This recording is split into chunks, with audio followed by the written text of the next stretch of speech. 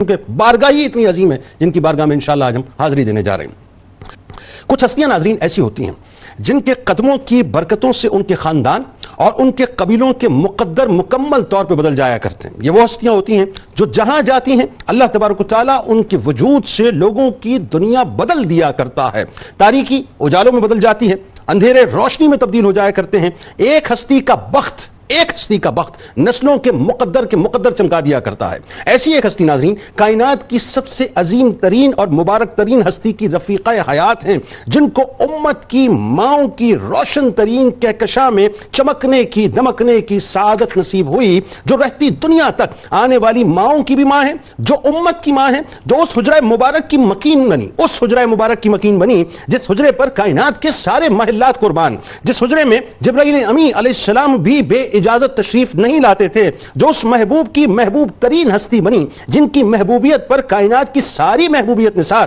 جن کو یہ شرف بھی نصیب ہوا کہ کائنات کے تاجدار آقا نامدار صلی اللہ علیہ وآلہ وسلم نے اپنے حرم پاک کے لیے خود ان کو منتخب فرمایا، جن کو امتی انتہائی ادب سے سر کو جھکا کر حضرت جویریہ سلام اللہ علیہا پکارا کرتے ہیں، یعنی ہماری ماں انتہائی عظیم ترین خاتون اور قابل احترام ہے، جن کے مقام و مرتبے کا کیا ہی کہنا کہ ہماری ایک ماں حضرت عائشہ صدیقہ سلام اللہ علیہا ہماری دوسری ماں حضرت جویریہ سلام اللہ علیہا کے لیے فرماتی ہیں کہ میں نے کسی عورت کو جویریہ سلام اللہ علیہا سے بڑھ کر اپنی قوم کے حق میں مبارک نہیں دیکھا کہ ان کے سبب بنو مستلق کے تمام گھرانے آزاد کر دیے گئے۔ حضرت جویریہ سلام اللہ علیہا نبی کریم صلی اللہ علیہ وآلہ وسلم سے ناظرین بے انتہا محبت فرمایا کرتی تھیں۔ ان کی پاکیزہ عادات اور اخلاق کی وجہ سے خود نبی کریم صلی اللہ علیہ وآلہ وسلم بھی ان کے بے حد قدردان تھے۔ نبی کریم صلی اللہ علیہ وآلہ وسلم ان کی عبادت گزاری اور تقوی کو دیکھ کر بہت ہی خوش ہوا کرتے تھے، انتہائی مسرت محسوس کیا کرتے تھے، اور ان کے حق میں سرکار علیہ السلام جب ان کو عبادتیں کرتے ہوئے دیکھتے ناظرین تو دعائیں بھی کیا کرتے تھے۔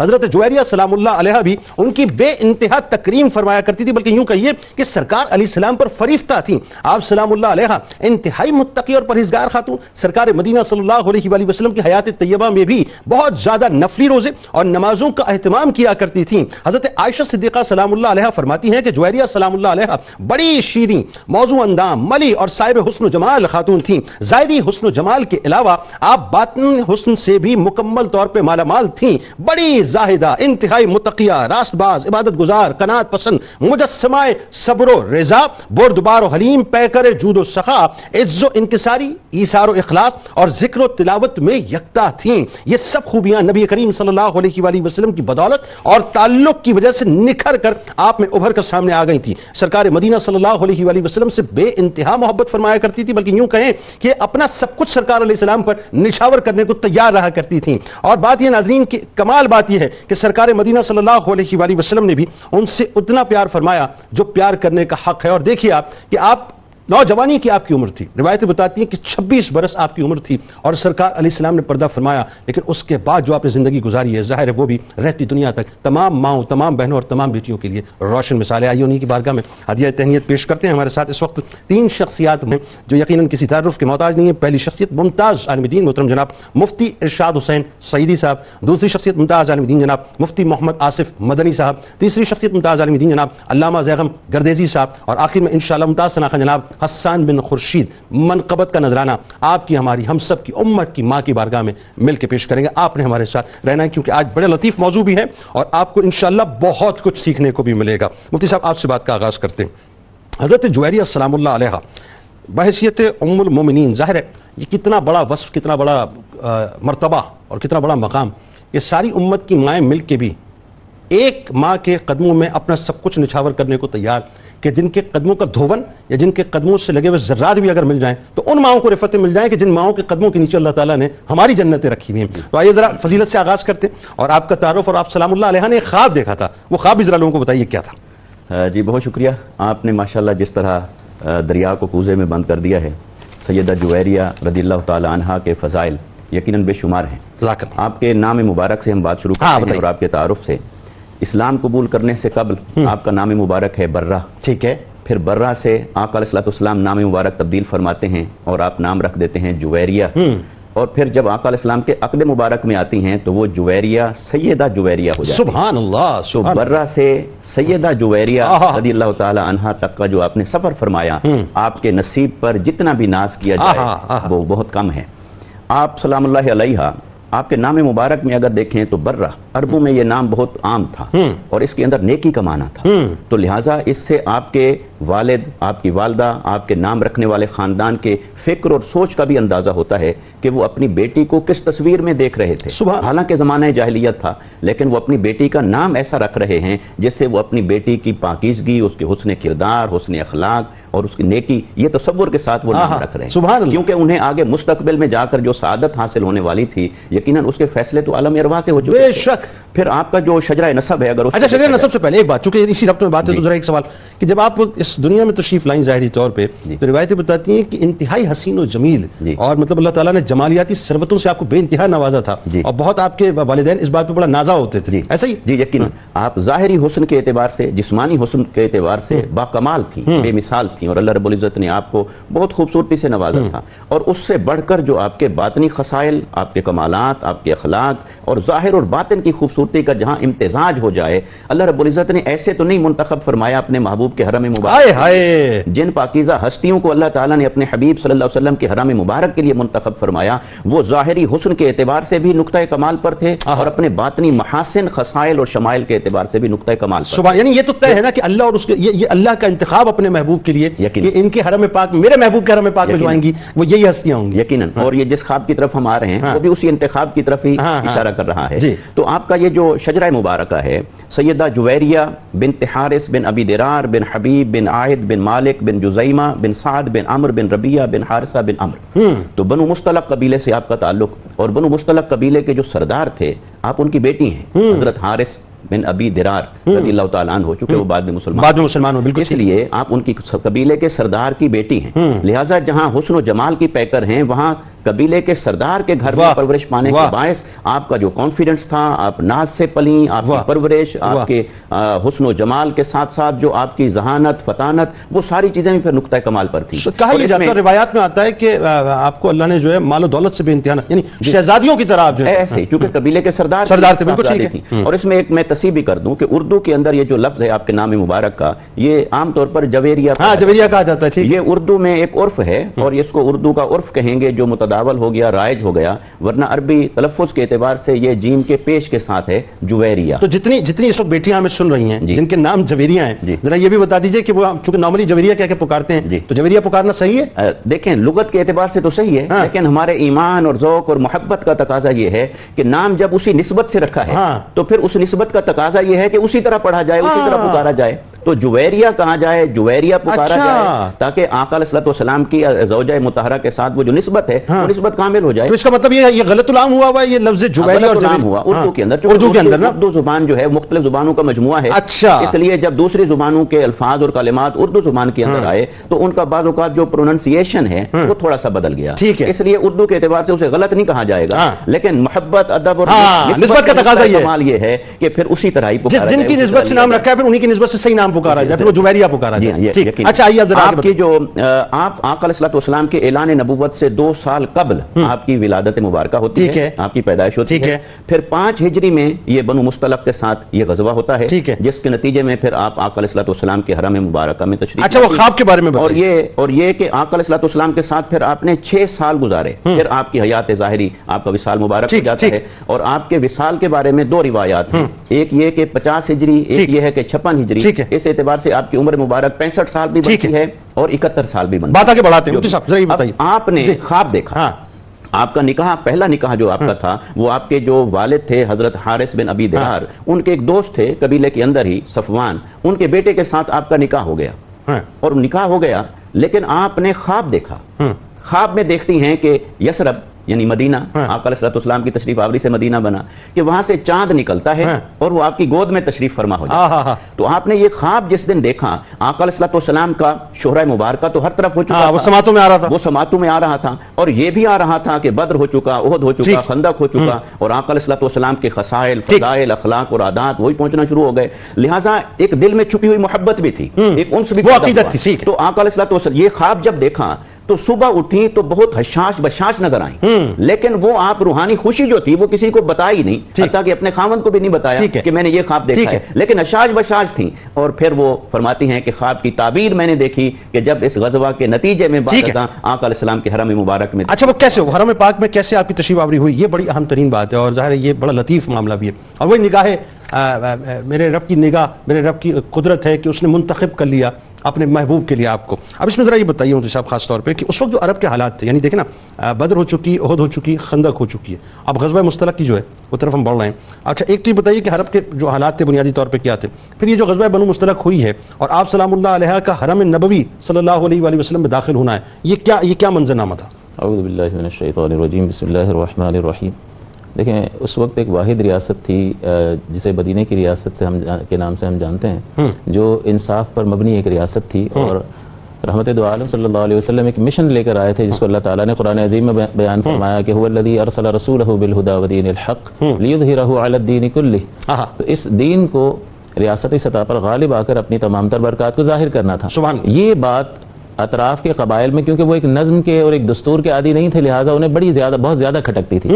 اور جب کبھی بھی مسلمانوں کے خلاف کوئی سازش ہوئی ہے تو لوگوں نے اپنی کمزوری کے باعث خود تو آگے آ کر کوئی اقدام نہیں کیا، بلکہ انہوں نے کوشش کی کہ کفار مکہ کو آگے کیا جائے اور ان کی سرپرستی میں، ان کی رہنمائی میں آگے بڑھا جائے، کیونکہ کفار مکہ کا عناد تو بالکل واضح اور آشکار تھا. اب یہاں حال یہ ہے کہ جیسا کہ آپ نے ذکر فرما دیا کہ ہجرت نبی ہو چکی ہے اور یہ 6 ہجری کا واقعہ ہے، اور اس میں غزوہ بدر ہو چکا، مسلمانوں کو سرفرازی اللہ تعالیٰ نے عطا فرمائی فرشتوں کی فوج کے ذریعے سے. اور اس کے بعد غزوہ خندق کا واقعہ جو ہے وہ زبردست واقعہ ہے، جس کی وجہ سے ہر طرف ان کی جو قوت تھی قریش کی وہ بہت کمزور پڑ چکی تھی، اس اعتبار سے کہ تمام تر دیگر قوتوں کے ساتھ مل کر وہ حملہ کیا گیا. بالکل سرکار نے فرمایا تھا غزوہ خندق پہ کہ اب یہ اس طرح سے مجتمع ہو کے نہیں آئیں گے. تو چونکہ اب یہ ایک آسرا ختم ہو چکا تھا، تو لہٰذا یہ بنو مستلق قبیلے کے جو لوگ تھے انہوں نے یہ چاہا کہ اب اپنے طور پر کوئی کارروائی کی جائے. چنانچہ یہ اگر اس کے یہ وہاں کے حالات سے اسلام دشمنی میں اور اسلام کے عروج سے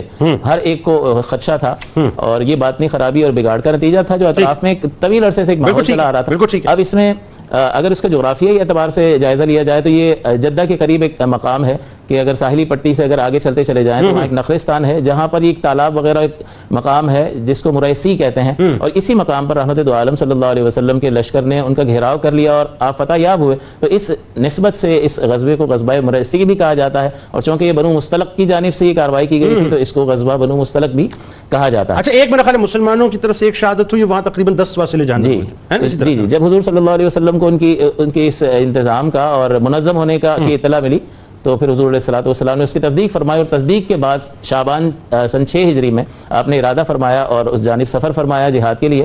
اور جب حضور علیہ الصلوۃ والسلام وہاں قریب پہنچ گئے تو انہیں یہ اندازہ ہو گیا، حارث بن ابی دراج رضی اللہ تعالیٰ عنہ جو حضرت جویریہ رضی اللہ تعالیٰ عنہ کے والد گرامی ہیں، انہوں نے اس میں عافیت جانی کہ یہاں سے چلے جائیں تو وہ وہاں سے چلے گئے، اور بہت سے لوگوں نے فرار ہونے کی کوشش کی لیکن وہ کامیاب نہیں ہوئے، اور اس میں ان کے 10 افراد بھی ہلاک ہوئے، جیسا کہ آپ نے بتایا کہ ایک شہادت ایک صحابی کی بھی ہوئی، اور مسلمان غالب آئے اور بہت سا مال غنیمت اور کافی قیدی جو ہے وہ بنا کر مدینہ شریف جو ہے وہ آمد ہوئی. اور اس میں حضرت جویریہ سلام اللہ علیہ کا جو سابقہ شوہر تھا یہ بھی اس میں گیا، جی مصعب بن صفوان جو ہے وہ بھی اس میں ہلاک ہو گیا، اور یہ تمام حضرات جو ہے مال غنیمت کے ساتھ مدینہ حاضری ہوئی ان کی، اور پھر مال غنیمت کی تقسیم ہوئی، اور حضرت جویریہ رضی اللہ تعالیٰ عنہ ثابت بن قیس بن شماس کے حصے میں آئیں، ان کو دی گئیں. اور چونکہ یہ آپ رضی اللہ تعالیٰ عنہ ایک سردار کی بیٹی تھی، باوقار شخصیت تھی آپ کی، تو یہ ایک بڑا بوجھ تھا آپ پر کہ ایک کنیز کی حیثیت سے اللہ کے یہاں ہوں. تو آپ نے بڑی کوشش کی، اور چونکہ جیسے کہ حضرت نے بھی ذکر کیا کہ ایک ایسے گھرانے میں آپ کی تربیت ہوئی تھی کہ اعتماد اپنے کمال کو تھا، تو لہٰذا قائل کر لیا ثابت بن قیس کو کہ بھئی آپ بدل کتابت مقرر کر دیں اور مجھے آزاد کر دیں. تو چنانچہ 9 اوقیہ سونا مقرر ہوا.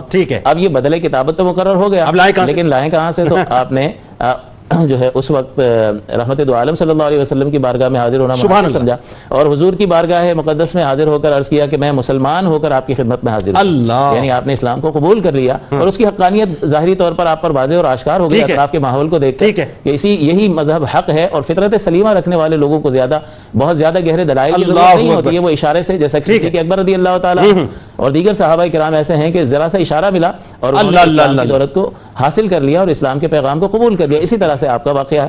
تو حضور کی خدمت میں جب یہ عرض کیا کہ میں مسلمان ہو کر حاضر ہوئی ہوں اور اس طرح سے میں قبیلہ بنو مستلق کے سردار کی بیٹی ہوں اور یہاں میں ثابت بن قیس کے حصے میں آئی اور اس طرح سے بدل کتابت مقرر ہوا. اب آپ میری مدد فرمائے تو رحمت کونین صلی اللہ علیہ وسلم کا دریائے رحمت جوش میں آیا اور اللہ تبارک و تعالیٰ کا ارادہ ازلی تھا اور اللہ تعالیٰ کریم ہے. ذالک فضل اللہ یؤتیہ من یشاء کہ اللہ تعالیٰ کا فضل ہے جسے چاہتا ہے عطا کر دیتا ہے. تو حضور نے فرمایا کہ میں تمہیں اس سے بہتر نہ دوں. اس سے بہتر سبحان اللہ. آپ نے فرمایا اس سے بہتر کیا ہو سکتا ہے؟ یعنی آزادی انسان کا ایک خواب ہوتا ہے اور آزادی کی زندگی گزارا ہوا شخص جو ہے وہ اس کی قدر و منزلت زیادہ جانتا ہے. اس سے بہتر کیا ہو سکتا ہے؟ تو رحمت کونین صلی اللہ علیہ وسلم نے اپنی کمال رحمت کا اظہار فرماتے ہوئے ارشاد فرمایا کہ میں تمہیں آزاد کروا کر اپنے حبالہ عقد میں لے کر یعنی اپنی زوجہ بنا کر تمام مومنین کی ماں بنا. سبحان اللہ. بات آگے بڑھاتے ہیں. اب یہ وہ موقع ہے کہ جہاں پہ آپ حرم نبوی صلی اللہ علیہ وآلہ وسلم میں داخل ہو چکی ہیں اور اس کے پیچھے جو حکمتیں جو اس کے پیچھے سماجی سیاسی اور مذہبی حکمتیں اس پہ میں گفتگو انشاءاللہ آپ سے اگلے اسپیل میں ضرور کروں گا. لیکن ایک بات جو بڑی اہم ترین ہے وہ یہ ہے کہ یہ بتائیے علامہ صاحب کہ یہ وہ موقع ہے کہ جہاں پہ آپ حرم نبوی صلی اللہ علیہ وسلم میں داخل ہو چکی ہیں. اب آپ سلام اللہ علیہ کی وجہ سے آپ کے قبیلے کے جو قیدی ہیں ان پر بھی کرم ہونے والا ہے. وہ کیسا کرم ہوا؟ پھر آپ کے گھر والوں پر کرم ہونے والا ہے. اور پھر وہ بات ہے کہ حضرت حارث رضی اللہ تعالیٰ عنہ ابھی تک ایمان نہیں لائے, اب وہ سرکار علیہ السلام کی بارگاہ میں آنے والے ہیں. کچھ علم غیب کی بھی باتیں ہونے والی ہیں. کیا تھا وہ؟ بسم اللہ الرحمن الرحیم. اللہم صلی علی محمد وعلی آل محمد وبارک وسلم. بہت شکریہ جنید بھائی. حضرت جویریہ بنت حارث رضی اللہ تبارک و تعالیٰ عنہ ام المومنین جب حضور کے عقد میں آئیں تو اس کے بعد جو برکات کا سلسلہ ہے آپ کے لیے اور آپ کے خاندان کے لیے اور آپ کے گھر والوں کے لیے وہ حضور کی طرف سے رحمتیں, برکتیں اور بخششوں اور عنایات کا سلسلہ جاری و ساری. صحابہ اکرام نے جب یہ سنا کہ سید عالم صلی اللہ تعالیٰ علیہ وآلہ وسلم نے قبیلہ بنو مستلق سے نکاح فرما لیا ہے, حضرت جویریہ جو ان کے سردار کی بیٹی ہیں ان سے حضور نے عقد فرما لیا, تو اب انہوں نے اس چیز کو مناسب نہیں سمجھا کہ ہماری غلامی میں ہمارے پاس کوئی ایسا شخص ہو جو حضور کے رشتہ داروں میں سے ہو.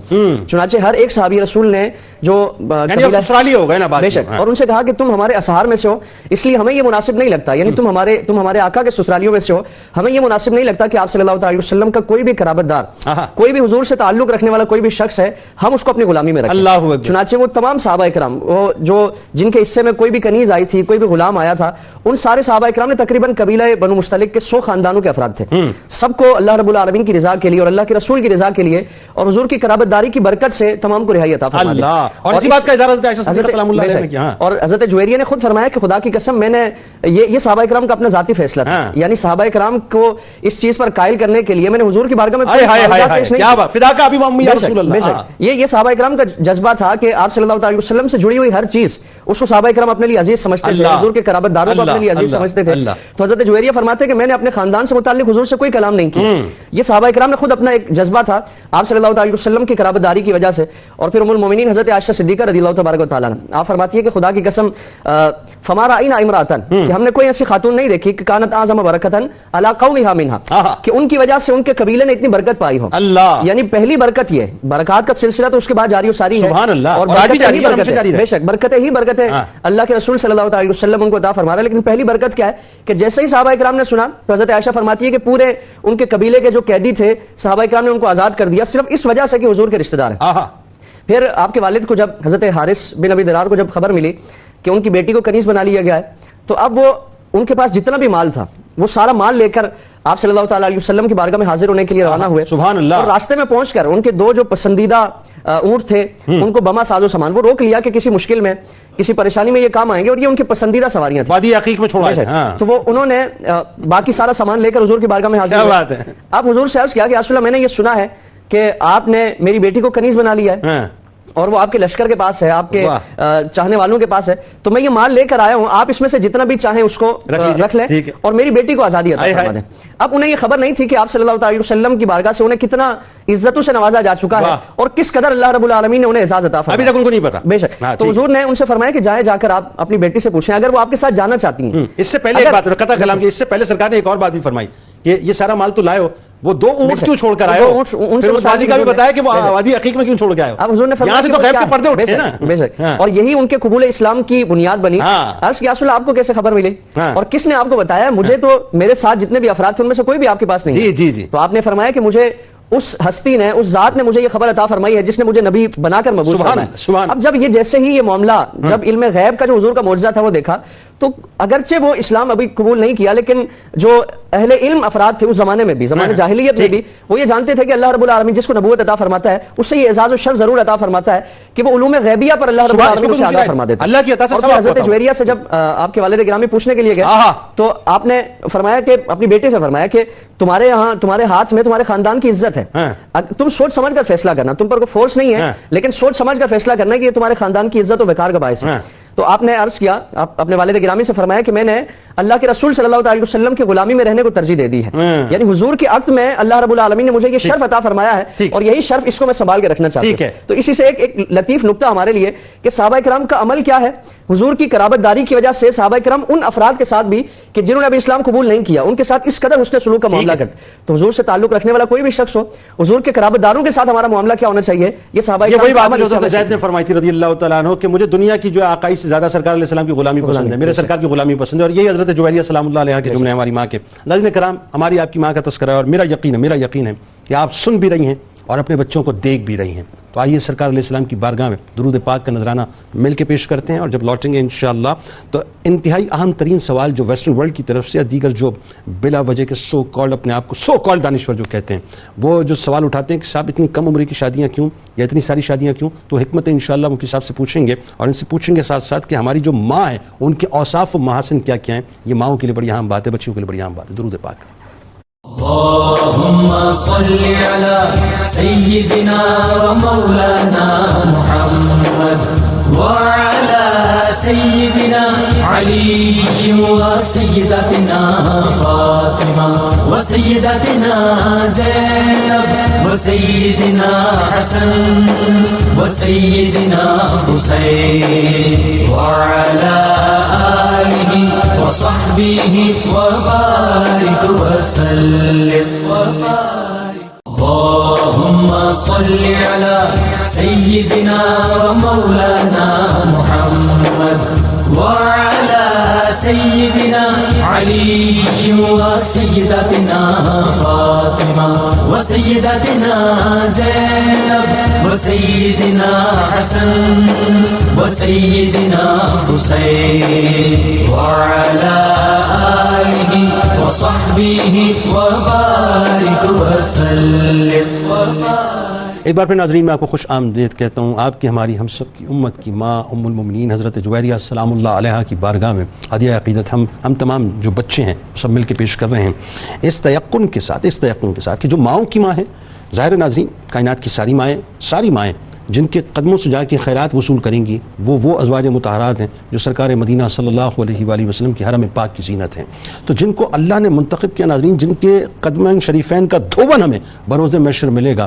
میں یقین سے یہ جملہ ادا کر رہا ہوں ناظرین کہ یہ تذکرہ پاک خالی نہیں جائے گا، لہٰذا آپ ہمارے ساتھ رہیے کیونکہ آپ جو باتیں ہونے والی ہیں وہ انتہائی کمال باتیں ہیں. سب سے پہلے یہ بتائیے کہ جو ایک بلا وجہ جو ایک اعتراض اٹھتا ہے ویسٹ کی جانب سے، اور ویسٹ کے ہی لکھنے والوں نے یہ بھی حکمت بیان کی کہ صاحب کیوں آپ نے یہ عقد فرمائے اور اس کے پیچھے کیا کیا سیاسی اور سماجی اور مذہبی جو حکمتیں تھیں. تو یہیں سے آغاز کرتے ہیں اور ساتھ ساتھ پھر آپ کے ذرا اوصاف و محاسن بھی بیان کیجئے، بالخصوص جو ایک ماں نے دوسری ماں کے لیے بیان کیا، حضرت عائشہ صدیقہ سلام اللہ علیہا نے اور دیگر ازواج نے. جی بہت شکریہ. دیکھیں مستشرقین کی دو قسمیں ہیں. ایک وہ ہیں جنہوں نے اسلام کے بارے میں حقائق کو دیانتداری کے ساتھ دیکھا، جبکہ کچھ دوسرے لوگ وہ ہیں جنہوں نے تعصب کی نگاہ سے دیکھا. بالکل ٹھیک. جنہوں نے تعصب کی نگاہ سے دیکھا انہوں نے اس طرح کی باتوں کو اچھالنے کی کوشش کی، جبکہ آقا علیہ الصلوۃ والسلام کی ازواج مطہرات امہات المؤمنین کے بارے میں اگر فردن انالیسس کریں، تجزیہ کریں، تو یہ حقیقت روز روشن کی طرح عیاں ہو جاتی ہے کہ آقا علیہ الصلوۃ والسلام نے جتنے نکاح مبارک فرمائے ہر ایک کے پیچھے مصلحتیں تھیں، کوئی نہ کوئی حکمتیں تھیں، اور اس میں اسلام کے لیے اور معاشرے کے لیے بہت سارے فوائد تھے جن کو نگاہ مصطفیٰ صلی اللہ علیہ وسلم دیکھ رہی تھی. دیکھیں نا بنو مصطلق کتنا بڑا دشمن تھا. سب سے پہلا نکاح آپ نے اپنے سے 15 سال زیادہ عمر کی خاتون ام المومنین حضرت خدیجہ رضی اللہ تعالیٰ عنہا فرمایا اور وہ بیوہ تھیں. تو اسی طرح کنواری یعنی ان میرڈ تو صرف ایک آقا علیہ السلام کے عقد میں تشریف لائیں حضرت ام المومنین حضرت عائشہ صدیقہ رضی اللہ تعالیٰ عنہا.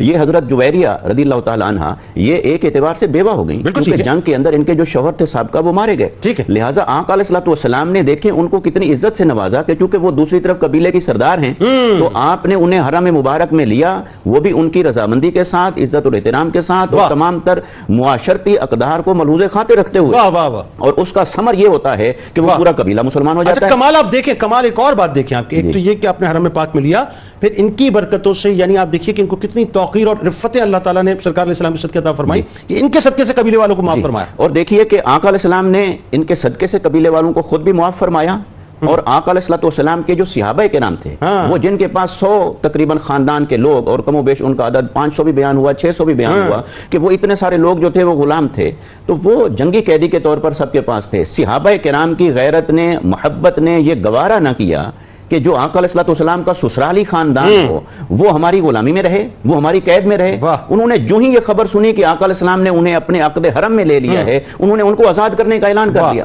تو صحابہ کرام کا یہ احترام اور یہ جذبہ کہ سسرالی رشتہ دار اور قرابت داروں کو اپنی قید میں رکھنا پسند نہیں کیا، تو چہ جائے کہ وہ سادات گرامی جن کی رگوں میں مصطفیٰ کریم صلی اللہ علیہ وسلم کا خون مبارک ہو اور وہ آقا علیہ السلام کے آل مبارک کے نسب کے وارث ہوں، تو ان کے احترام کا عالم کیا ہوگا۔ تو اسی طرح آقا علیہ السلام کی جتنی ازواج مطہرات ہیں ان تمام کی حکمتیں ہیں، آقا علیہ السلام نے انہی حکمتوں کے پیش نظر ان سے نکاح فرمائے۔ اور یہ یہاں پر تو کم عمری کا بھی سوال پیدا نہیں ہوتا، کیونکہ یہ بات اگر آقا علیہ السلام پر کوئی کرے گا تو وہ محض تعصب ہوگا۔ یہ تو پہلے سے شادی شدہ تھی، تو جو پہلے سے شادی شدہ ہیں ان کا اس معاشرے کے عرف اور دستور کے مطابق آخر کہیں نکاح ہوا ہے، تو جب اس معاشرے کا عرف یہی چل رہا تھا تو یہ اعتراض اسلام پر نہیں ہو سکتا۔ اچھا ایک بات آقا علیہ السلام نے جب ان سے نکاح فرمایا تو آپ کی عمر مبارک 20 سال تھی۔ ٹھیک ہے جی۔ اچھا ایک بات مجھے بتائیے ذرا سا، اس کی سیاسی، سماجی، معاشرتی اور مذہبی حکمت عملیاں نظر آ رہی ہیں کہ وہ اسلام کی ایکسپینشنز میں پہ فائدہ ہوا اس نکاح سے، ایسا ہی ہوا نا؟ اور جو شدید دشمن تھے وہ اسلام پر مرمچنے والے ہو گئے۔ جی ایسے ہی ہوگا۔ آقا علیہ السلام نے جتنے نکاح مبارک فرمائے اس کے سیاسی فوائد بھی تھے، سماجی فوائد بھی تھے، اور کئی جگہ تو دیکھیں معاشی اور اقتصادی چیزیں بھی تھیں۔ جیسے یہاں پر آقا علیہ السلام نے انہیں کتنا نوازا، ایک تو ان کے بدلے میں 40 جنگی قیدیوں کو آزاد فرمایا، 40 غلاموں کو آزاد فرمایا، پھر ایک روایت کے مطابق حق مہر بھی عطا فرمایا، اور پھر ان کو آقا علیہ السلام نے عزتوں سے بھی نوازا۔ محاسن کے حوالے سے جہاں تک ذاتی محاسن کا تعلق ہے تو پہلی بات تو میں وہی کروں گا کہ آقا علیہ السلام کے حرم مبارک میں آنے کے لیے تو یہ انتخاب ربی تھا، لہٰذا وہ اپنے ظاہر اور باطن کے اعتبار سے محاسن کے خوبیوں کا مرکز تھی، سرچشمہ تھی۔ آپ کی اگر ایک بات میں عرض کروں، معاملہ فہمی، آپ دیکھیے کہ جنگی قیدی کے طور پر آپ تشریف لاتی ہیں، اور جنگی قیدی جس طرح مجاہدین میں بانٹ دیے گئے تو آپ اسی طرح حضرت ثابت بن قیس اور ان کے چچا زاد بھائی ان کے حصے میں آتی ہیں، اور آپ جاتے ہی اپنی خود مینجمنٹ کرتی ہیں۔ معاملہ فہمی کا یہ عالم ہے، مکاتبت کرتی ہیں۔ مکاتبت عربوں کے ہاں عرف تھا کہ اگر کوئی وہ ان سے ایگریمنٹ کر لے کہ میں آپ کو اتنے پیسے دے دوں تو میں آزاد، تو یہ آپ نے سارا نیگوشیٹ بھی خود کیا، اس ایگریمنٹ کو بھی خود کیا، یہ آپ کی معاملہ فہمی ہے کہ آپ جا کے ہاتھ سے ہاتھ دھرے بیٹھ نہیں گئی۔ اور پھر اس معاملہ فہمی کے بعد جو آپ کو اللہ تعالیٰ نے زبان اور بیان کے اوپر جو عطا فرمائی تھی، آقا علیہ السلام کی بارگاہ میں جب حاضر ہوئی کہ یہ میں نے مکاتبت کر لی ہے، یہ ایگریمنٹ کر لیا ہے، اس کی یہ رقم ہے، یہ اماؤنٹ ہے، یہ سونا ہے، 9 اوقیہ یہ ڈیو ہے میرے اوپر، تو یہ اس کی میں نے ادائیگی کرنی ہے۔ آپ دیکھیں اس کا وے آؤٹ بھی سوچ رہی ہیں، اور آقا علیہ السلام کی بارگاہ میں پہنچی ہیں تو کلام کا انداز ایسا ہے، یا رسول اللہ صلی اللہ علیہ وسلم یہ میں نے کیا ہے، یہ مجھے آپ کی مدد درکار ہے، تو آقا علیہ السلام پھر کس طرح آپ کرم فرمایا۔ بات آگے بڑھاتے ہیں مفتی صاحب، آپ سلام اللہ علیہ کا کثرت سے عبادت کرنا، کثرت سے روزے رکھنا، اور سرکار علیہ السلام نے اس کے بدلے میں وہی بات ہے، ایک موقع ایسا آیا کہ جب آپ چونکہ کثرت سے روزے رکھا گا، خاص طور پہ جمعے کے، تو کچھ کلمات اور حسین کلمات سرکار علیہ السلام نے آپ کو عطا فرمائے، ذرا بتائیے وہ کیا تھا؟ جی اس سلسلے میں عرض یہ ہے کہ چونکہ جیسا کہ بتایا گیا ہے کہ اللہ تعالیٰ کا خاص انتخاب ہے، اور رحمت دو عالم صلی اللہ علیہ وسلم تمام نبیوں کے سردار ہیں،